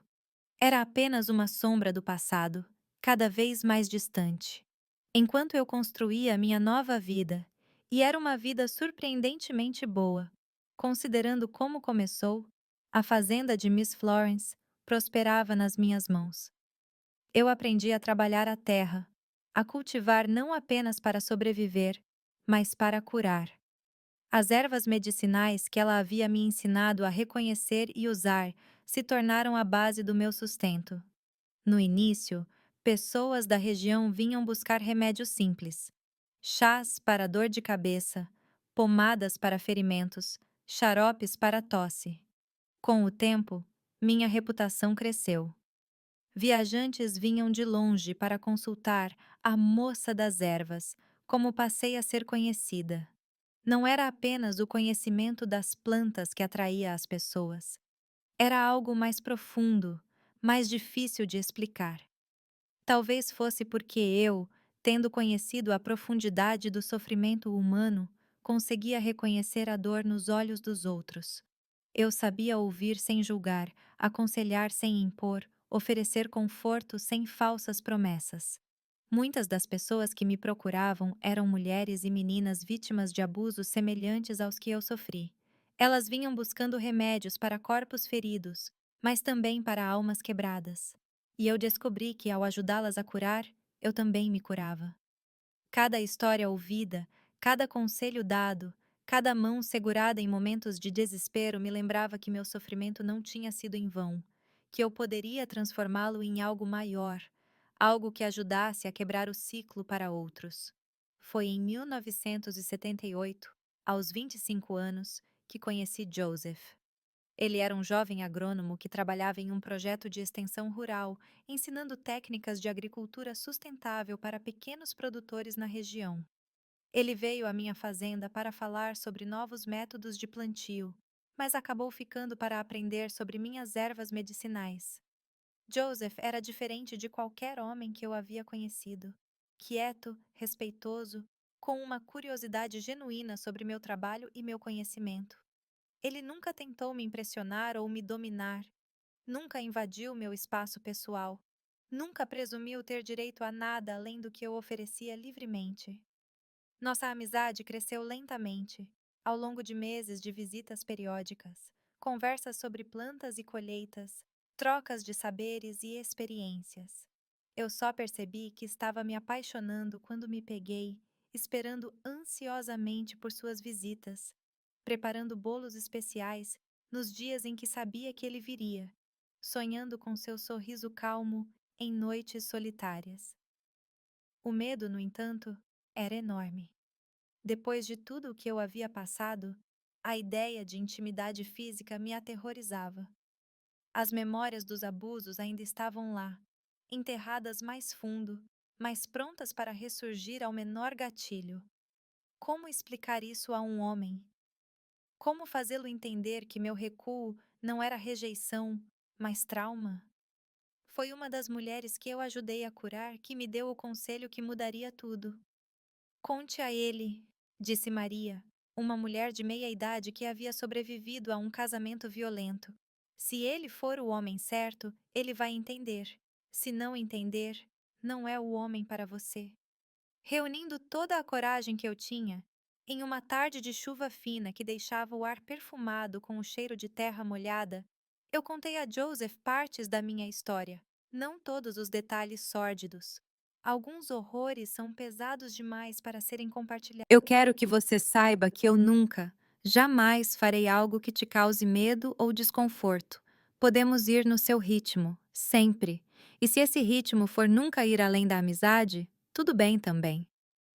Nós nos casamos um ano depois, em uma cerimônia simples na própria fazenda. Apenas alguns amigos íntimos, minha mãe e o filho de Miss Florence, que veio especialmente para a ocasião. Plantei flores ao redor da roseira do anjinho, que agora estava grande e frondosa, para que ela também participasse de alguma forma daquele momento de alegria. Nossa vida juntos teve seus desafios, é claro. Havia noites em que eu acordava gritando, presa em pesadelos onde mãos ásperas ainda me machucavam. Momentos em que um toque inesperado me fazia enrijecer de medo. Situações em que a intimidade se tornava impossível devido a flashbacks repentinos. Mas Joseph nunca reclamou, nunca pressionou, nunca me fez sentir quebrada ou insuficiente. Com paciência infinita, ele me ajudou a reencontrar meu próprio corpo, não como fonte de dor e vergonha, mas de prazer e conexão. Um ano após o casamento, descobri que estava grávida. A notícia trouxe uma mistura complexa de alegria e terror. Minha única experiência anterior com gravidez havia sido aquela, aos 12 anos, brutalmente encerrada com um aborto forçado que quase me matou.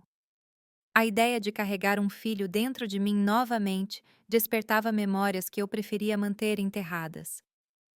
Eu estou com medo, confessei a Joseph uma noite, deitada em nossa cama simples de madeira que ele mesmo havia construído. E se eu não conseguir amar esta criança? E se vê-la me fizer lembrar de tudo o que eu passei? Ele segurou minha mão entre as dele. Aquelas mãos calejadas do trabalho na terra que nunca nem uma única vez me causaram dor. Então enfrentaremos isso juntos, ele prometeu. Um dia de cada vez. Na nasceu em uma madrugada quente de março de 1980. Depois de um trabalho de parto difícil que durou quase 20 horas, quando a parteira a colocou nos meus braços, pequena e vermelha, chorando forte, algo extraordinário aconteceu. Todo o medo, toda a apreensão, todo o terror antecipado simplesmente desapareceram. Em seu lugar, um amor tão imenso, tão avassalador, que mal cabia no meu peito. Olhando para aquele rostinho perfeito, fiz uma promessa silenciosa. Esta criança jamais conheceria o tipo de dor que eu conheci. Jamais sentiria medo dentro da sua própria casa. Jamais duvidaria do amor incondicional dos seus pais. E, acima de tudo, nunca, jamais seria forçada a crescer antes do tempo. Na foi a primeira de 3 filhos. Depois vieram Matthew e Claire, cada um trazendo mais luz e amor para nossa família. Eu os criei com uma combinação de proteção feroz e liberdade cautelosa. Eu queria que eles fossem fortes, independentes, capazes de reconhecer o perigo, mas sem o peso esmagador da desconfiança que eu carregava. Eu contei minha história para eles quando já estavam crescidos o suficiente para entender. Não todos os detalhes horríveis, mas o suficiente para que soubessem de onde vieram, quais ciclos nós havíamos quebrado, quais escolhas havíamos feito para garantir que o passado não determinasse o futuro. Vovó, Ná me disse uma vez, já adulta, com filhos próprios. Como você conseguiu?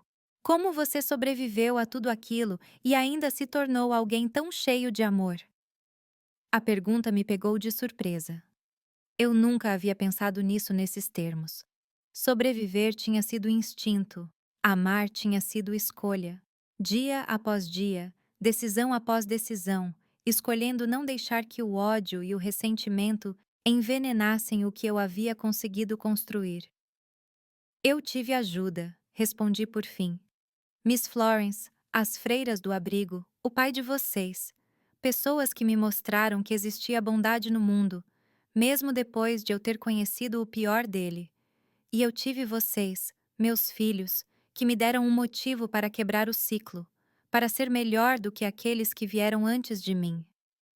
Hoje, aos 72 anos, olhando para a longa estrada que percorri desde aquela menina de 7 anos, sendo levada pela primeira vez para fazer serviço, eu sinto um tipo de paz que nunca pensei ser possível. Não é uma paz perfeita. As cicatrizes ainda estão lá. Algumas noites ainda são longas. Alguns gatilhos ainda podem me transportar momentaneamente de volta para aqueles quartos escuros. Mas é uma paz real, construída não na negação do sofrimento, mas em sua transformação. Uma paz que vem de saber que, apesar de tudo o que tentaram me tirar, a inocência, a dignidade, até mesmo a vida, eles não conseguiram tirar minha capacidade de amar, de curar, de crescer.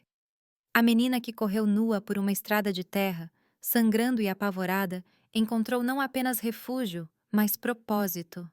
O ciclo de gerações de abuso que parecia destinado a continuar foi quebrado por minhas mãos, por minhas escolhas, pela minha recusa em aceitar que a dor era tudo o que a vida tinha a oferecer. E se há uma lição que eu gostaria de deixar para quem ouvir minha história, é esta. Não importa quão profunda seja a escuridão, sempre há um caminho para a luz. Não importa quantas vezes tentem quebrar você, sempre há a possibilidade de se reconstruir mais forte, mais sábia, mais completa. A cura não apaga as cicatrizes, mas as transforma em marcas de uma batalha vencida, de uma vida resgatada. O tempo tem uma forma curiosa de passar. Quando olhamos para trás, décadas parecem se comprimir em momentos, como páginas de um livro rapidamente folheadas pelo vento. Nesses momentos de reflexão, vejo claramente como cada escolha, cada pequena vitória sobre o medo, me trouxe para onde estou agora. Para esta varanda, onde agora balanço na cadeira, que Joseph construiu para mim há quase 40 anos. Reconstruir uma vida depois de ter sido tão profundamente quebrada não é um processo linear. Não há um momento único de cura completa. Um dia mágico em que acordamos e todo o trauma desapareceu. É mais como aprender a viver com uma parte de si mesmo que foi alterada para sempre, mas sem permitir que essa parte defina quem você é ou quem você pode se tornar. Quando Na completou 7 anos, a mesma idade que eu tinha quando minha avó começou a me vender, passei por um período de ansiedade tão intensa que eu mal conseguia dormir. Eu ficava acordada vigiando minha filha dormir, apavorada com a ideia de que algo horrível pudesse acontecer com ela, de que eu pudesse falhar em protegê-la, assim como minha mãe falhou comigo. Joseph percebeu, é claro, ele sempre tinha uma sensibilidade especial para os momentos em que o passado voltava para me assombrar. Você não é sua avó, ele me lembrava gentilmente, nem sua mãe. Você é Zelda, a mulher mais forte e amorosa que eu conheço. Nena está segura conosco. Era verdade, mas o medo não é racional. Eu só comecei a me acalmar quando Nená passou dos 12 anos, a idade em que eu escapei. Saudável, feliz, protegida, amada. Quando ela completou 15, sem nunca ter conhecido o tipo de horror que marcou minha infância, eu pude finalmente respirar um pouco mais aliviada. Nós havíamos quebrado o ciclo. A maldição de gerações não tinha alcançado minha filha. Ao longo dos anos 80 e 90, nosso pequeno sítio se transformou. Com o conhecimento de agricultura sustentável de Joseph e o meu próprio sobre plantas medicinais. Criamos um lugar que não era apenas nosso lar, mas um centro de cura e aprendizado para a comunidade. Comecei a receber mulheres, cada vez mais, que vinham buscar não apenas remédios para o corpo, mas para a alma. Mulheres espancadas pelos maridos, meninas abusadas por padrastos ou tios, idosas abandonadas pela família. Elas vinham primeiro pelos chás e pomadas, depois voltavam pelas conversas, pelo acolhimento, pela possibilidade de serem ouvidas sem julgamento. Como você conseguiu superar, diz Zelda? Era a pergunta que eu mais ouvia. Como você encontrou força para seguir em frente? Eu nunca tive respostas fáceis. Cada pessoa é única. Cada trauma deixa marcas diferentes. O que funcionou para mim pode não funcionar para os outros. Mas havia algo que eu sempre compartilhava: a ideia de que somos mais fortes do que imaginamos, que dentro de nós existe uma capacidade de regeneração que vai além do que parece possível nos momentos de maior desespero. Em 1988, formalizamos nosso trabalho, criando a Associação Flores Silvestres. Com a ajuda de alguns amigos, incluindo o Sr. Augustus, o professor aposentado que havia me incentivado a estudar anos antes, conseguimos uma pequena subvenção para construir algumas instalações básicas. Uma sala maior para consultas, um galpão para processamento de ervas, um espaço para reuniões e workshops. O objetivo era simples: oferecer às mulheres da região não apenas ajuda emergencial, mas ferramentas para reconstruírem suas próprias vidas. Ensinávamos desde técnicas de plantio e preparo de remédios naturais, até noções básicas de direitos e letramento para as que não sabiam ler, e principalmente formas de se tornarem financeiramente independentes. A independência financeira é o primeiro passo para a liberdade. Eu sempre dizia: quando você pode se sustentar. Nossa família cresceu junto com o trabalho. Nana, Matthew e Claire foram criados no meio dessas mulheres corajosas, aprendendo desde cedo sobre compaixão, justiça e a importância de estender a mão para quem precisa. Inicialmente, Joseph e eu tentamos protegê-los das histórias mais difíceis, dos detalhes mais sombrios do que acontecia em tantas casas. Mas crianças percebem mais do que imaginamos. Por que aquela moça está com o olho roxo, mãe? Matthew perguntou uma vez, aos 8 anos, depois de ver uma jovem que acabara de chegar à fazenda, fugindo do marido violento. Decidimos, então, que era melhor educá-los com a verdade, adaptada à idade de cada um, do que deixá-los criar fantasias que poderiam ser ainda mais assustadoras. Explicamos em palavras simples que algumas pessoas machucam as outras, que algumas famílias não eram lugares seguros e que nosso trabalho era ajudar quem precisava de refúgio e cura. Como você precisou um dia? Perguntou Claire, a caçula, com aquela percepção aguçada que ela sempre teve. Foi a primeira vez que mencionei partes da minha história para os meus filhos. Não entrei em detalhes. Eles eram muito jovens. Mas disse que sim, eu também precisei de ajuda quando era jovem, e por isso eu entendia a importância de estender a mão aos outros. À medida que cresciam, eu compartilhava mais.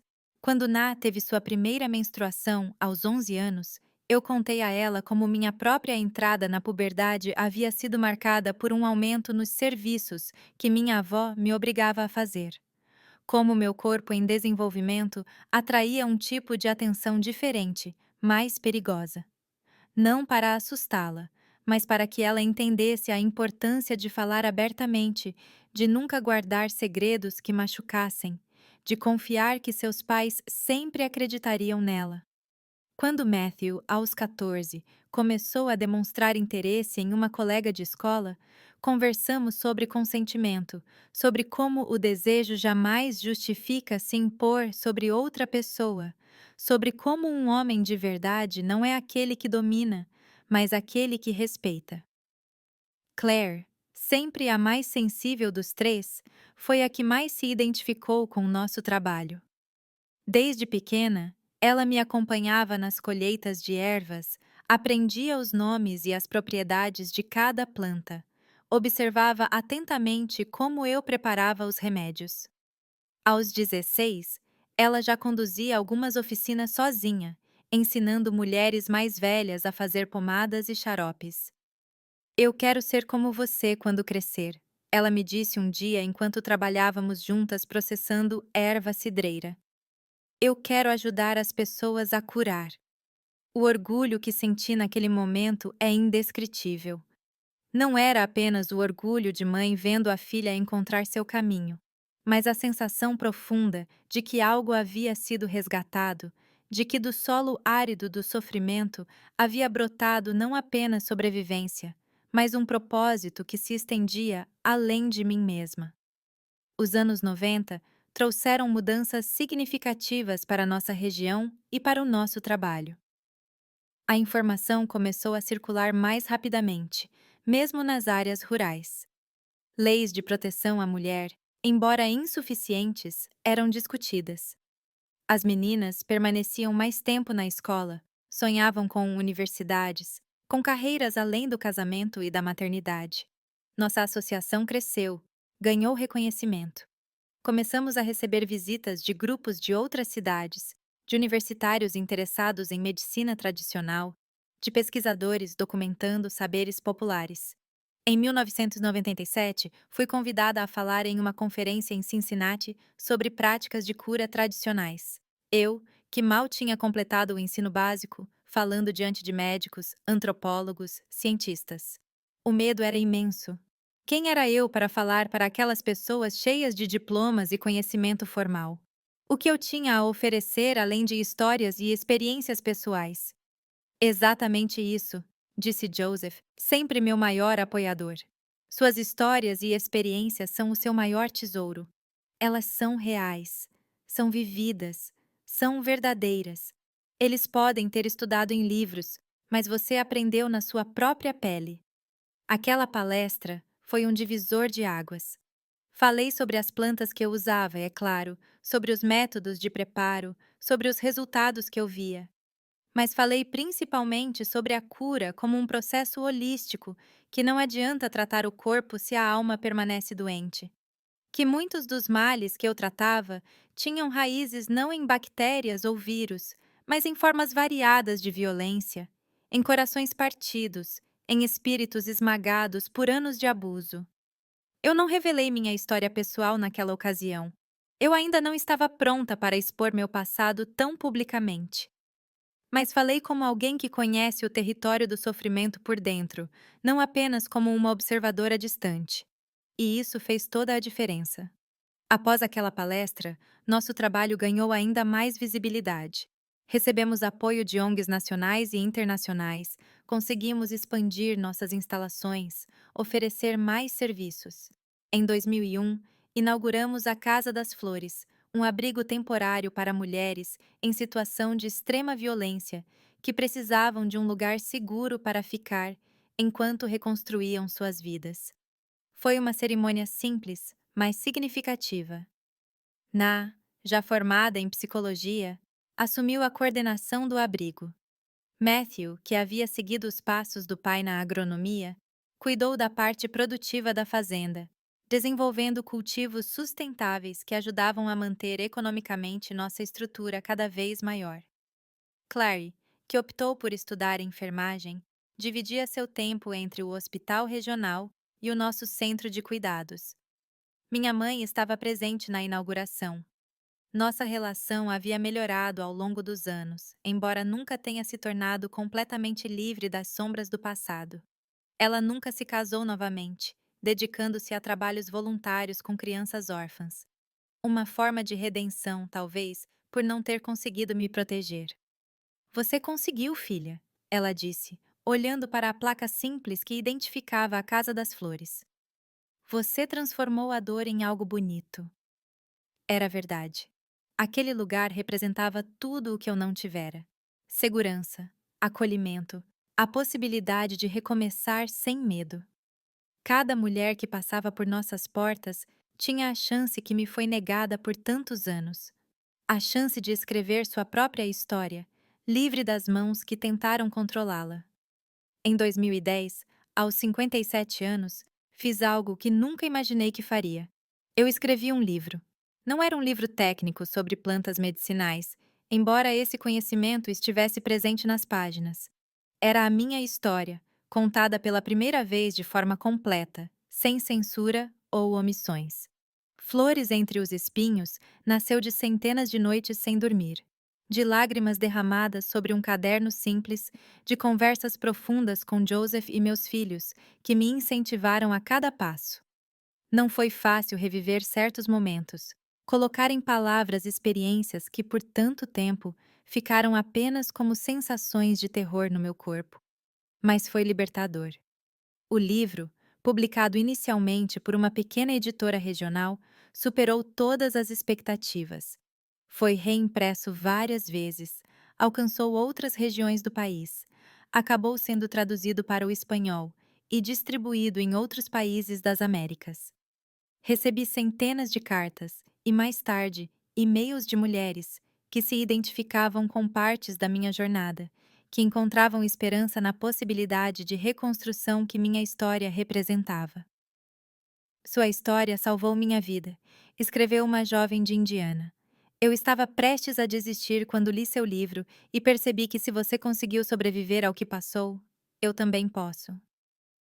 Foi difícil assimilar o impacto que minhas palavras tinham. Eu, que por tanto tempo fui silenciada, ameaçada a não contar o que estava vivendo, agora via minha voz chegar a lugares que eu jamais imaginei, tocar vidas que eu nunca conheceria pessoalmente. Com os direitos autorais do livro, expandimos ainda mais nosso trabalho. Criamos um programa de bolsas de estudo para jovens sobreviventes de violência, uma biblioteca comunitária especializada em direitos das mulheres, oficinas de formação profissional em diversas áreas. Nossa pequena fazenda se transformou em um verdadeiro centro de transformação social, recebendo pessoas de todo o país. Joseph esteve ao meu lado em cada passo desta jornada, meu companheiro, meu porto seguro. Mesmo quando o trabalho exigia viagens, palestras, reuniões, ele nunca reclamou, nunca me fez sentir dividida entre minhas responsabilidades familiares e minha missão maior. Seu propósito faz parte de quem você é, ele dizia. E eu me apaixonei por quem você é, não por quem eu achei que poderia moldar. A vida, no entanto, sempre nos lembra de sua natureza impermanente. Em 2018, Joseph foi diagnosticado com um câncer de pâncreas agressivo. Em apenas 6 meses, o homem forte que havia sido meu suporte por mais de 4 décadas definhou diante dos meus olhos, consumido pela doença que nem os melhores tratamentos puderam deter. Sua partida foi tranquila, em casa, cercado por mim, nossos filhos e netos. Eu não tenho arrependimentos, foram suas últimas palavras para mim. Vivemos uma vida boa, Zelda. Eu chorei não porque nossa história havia terminado de forma trágica, mas porque ela havia sido bonita demais para não deixar saudade. Os anos seguintes foram de ajustes, de descobrir como continuar sem aquele que havia sido meu parceiro de vida por tanto tempo. Nossos filhos temiam que eu me isolasse, que eu perdesse o interesse pelo trabalho que havia sido nossa paixão compartilhada. Mas eu descobri que o legado de Joseph continuava vivo, não apenas nos traços dos nossos filhos e netos, mas na própria estrutura do que havíamos construído juntos. Aos 65 anos, decidi que era hora de passar o bastão. Nina, Matthew e Claire já gerenciavam grande parte das atividades da associação. Uma nova geração de mulheres, muitas delas filhas e até netas das primeiras que ajudamos, estava assumindo posições de liderança, trazendo ideias novas, abordagens inovadoras. Eu não me afastei completamente, é claro. Continuei orientando, aconselhando, compartilhando o conhecimento acumulado ao longo de décadas de trabalho. Mas me permiti diminuir o ritmo, dedicar mais tempo às coisas simples, como cuidar do meu jardim, fazer biscoitos com meus netos, assistir ao pôr do sol na minha varanda, com uma xícara de chá de erva cidreira nas mãos. Em 2021, aos 68 anos, recebi uma ligação que me deixou sem palavras. Era do Departamento de Direitos Humanos, informando que eu havia sido indicada para receber a Medalha de Direitos Humanos, uma das mais altas condecorações do país na área. A cerimônia em Washington, D.C. foi surreal. Eu, uma menina do Kentucky rural, que aos 7 anos foi vendida pela própria avó, agora sendo aplaudida por autoridades, ativistas, personalidades. Quando chamaram meu nome e leram a citação, por sua extraordinária contribuição na luta contra a violência sexual infantil e na criação de metodologias inovadoras de acolhimento e recuperação de sobreviventes, eu tive que segurar o choro. No discurso de aceitação, falei sobre aquela menina de 7 anos, sobre como ela correu nua por uma estrada de terra para escapar do horror, sobre como ela encontrou mãos estendidas que a ajudaram a reconstruir. Falei sobre como cada um de nós pode ser essa mão estendida para alguém em desespero. Como pequenos atos de bondade podem literalmente salvar vidas. Nenhuma criança deveria passar pelo que eu passei, concluí. Mas enquanto essa realidade ainda existir, precisamos garantir que haja também a esperança do outro lado, que para cada abusador haja 10 protetores, que para cada abuso haja 100 atos de cura, que para cada trauma haja 1000 possibilidades de reconstrução. Hoje, aos 72 anos, olhando para trás, eu vejo não apenas a dor e o horror que marcaram minha infância, mas também a longa e extraordinária jornada de reconstrução que veio depois. Eu vejo as centenas de mulheres e crianças que passaram pela Casa das Flores, muitas delas agora construindo suas próprias histórias de superação. Eu vejo meus filhos e netos crescendo sem o peso do ciclo de violência que marcou gerações da minha família antes deles. Eu vejo a roseira do Anjinho, agora enorme, cercada por outras flores plantadas por diferentes mãos ao longo dos anos, um jardim literal e simbólico de cura. E percebo que, de alguma forma misteriosa e profunda, nada foi em vão. Que cada lágrima derramada, cada ferida infligida, cada noite de terror se transformou, através de escolhas conscientes e trabalho constante, em ferramentas para curar não apenas a mim mesma, mas inúmeras outras pessoas. Esta é a alquimia da vida, nossa capacidade de transformar o chumbo do sofrimento no ouro da sabedoria e da compaixão. Não é mágica, é trabalho duro. Não acontece da noite para o dia, mas ao longo de décadas de pequenas escolhas diárias de não ceder à amargura, ao ódio, ao desespero.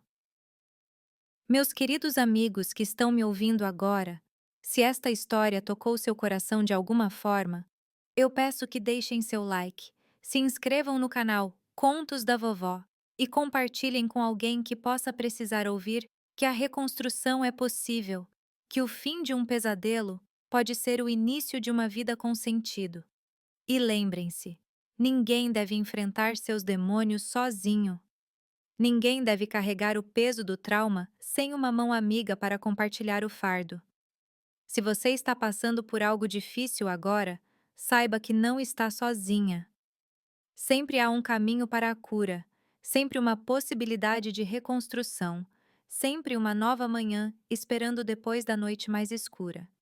Esta vovó que vos fala já viu o pior e o melhor da humanidade e escolhe acreditar no melhor a cada dia. Você também pode fazer essa escolha. Obrigada por me ouvirem até aqui. Que Deus proteja o caminho de cada um de vocês. E que nunca lhes falte a coragem de transformar a dor em propósito, o trauma em sabedoria e as cicatrizes em mapas para guiar outros para a liberdade.